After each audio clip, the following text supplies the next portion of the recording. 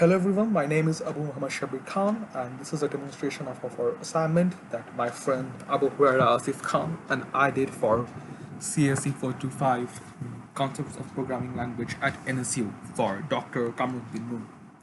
So our task was to search this file according to some parameters. For example, a user would be able to search the file according to year or the cause of death, the specific cause of death, the general cause of death, or the stage, or by the number of deaths, or the death rate. So to do this, we have to write programs in three different languages, and we chose shell script, Python, and Java to complete our tasks.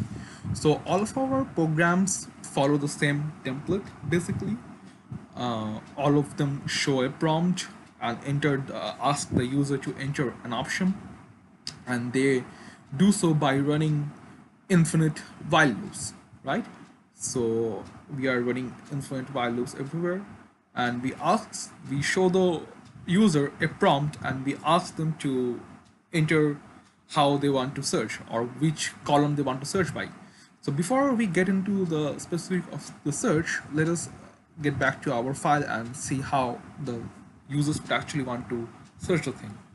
So for these string-based columns, these three string-based columns, users would want to search by entering the strings. So for example, for cause, they might want to search for injuries. They would just enter injuries, and all the rows that contain the word injuries would pop up. Maybe they want to search by accidents or all causes, and wherever that thing is written, it would just pop up. All the rows would pop up. And maybe for death year, we thought they would want to search in a specific range. So for example, between the number the deaths that happened, or the entries that exist here for deaths between 2015 to 2016. So we have different years here. Maybe they would want to search for deaths, the number of deaths between 5,000 to 10,000. Maybe they would want to search for and for age adjusted death rate, they might want to search for maybe death rates between 60% to 70%.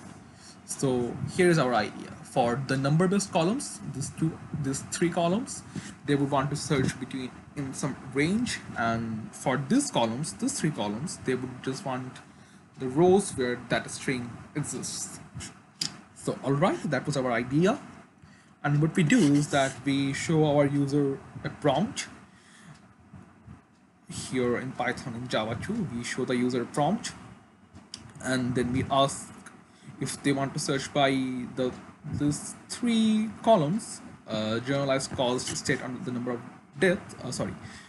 These three columns, we have renamed three of the columns here, because that, we thought that the renames actually encapsulated the idea of those columns better. So we renamed the second column to specific cause, we renamed the third column to generalized cause, and the fourth column to state. Okay, so that is out of our way. So here, if the user wants to search by any of these three columns, they enter the string, and if they want to search by any of the number-based columns, they enter the number. And in all of our programs, if the user gives any wrong input, for example, if they give cat for year, so that would not work. The user would be shown that they have given us invalid inputs. Okay, and if they choose an option that doesn't exist, maybe 99 or school, some string, so they would be also shown that that option does not exist. The input is invalid. Okay. So what we do in all of our programs is that we run a while loop, and we ask for the option, and then we allow the user to search. So that's basically it. And we are using awk for searching in our shell script. We are using awk here, and the thing is, awk takes care of the file opening and searching, unlike Python and Java, where we have to specifically open the file ourselves. So we are counting time from before we call awk to the time the program finishes. So to keep things consistent, we are also, in all of our programs, we are counting runtime as the time it takes to open the file and then make the search. So that is our definition of runtime for each search. Okay, so let us see how our program works. Let me clear my screen. So for running our, let's see the files we have here. So search.java, search.py, search.sh. Also, one thing I should mention is that we assume that the programs, the file, the input file will be in the same directory where the programs are run. Otherwise, we are not doing any special error handling for those things. We assume that the file will be always there. So to run our shell script, we have to write chmod 755 sh that will allow our program to execute. And I should mention I'm using Ubuntu here. I'm using Ubuntu on Windows through a thing called Windows Subsystem for Linux. And I'm using a terminal called CMDR.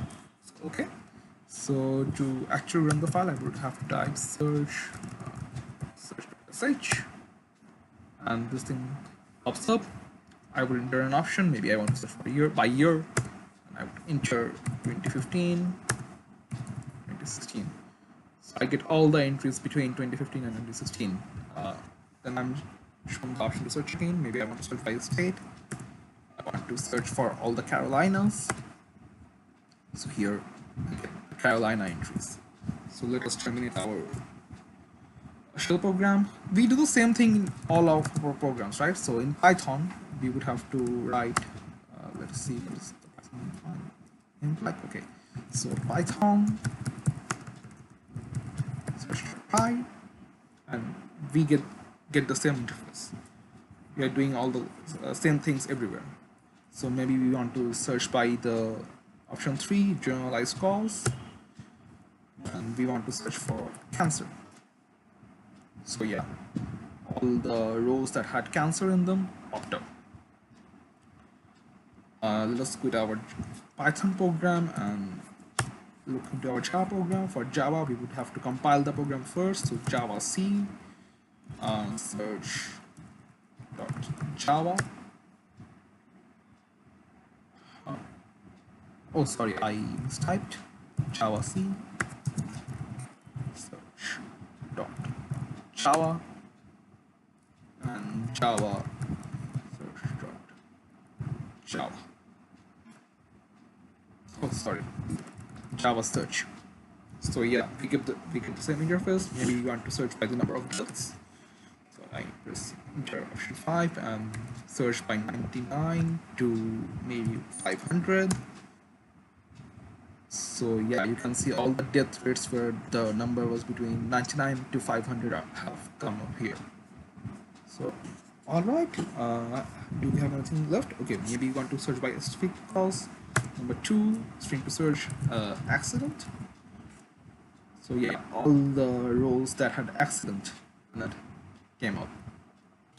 So let us try an invalid input. So we would try to search by this, but we would enter a string, right? So ACA will work, invalid input given, and maybe we can enter a wrong option, maybe top. So yeah, we are shown that an invalid input is given.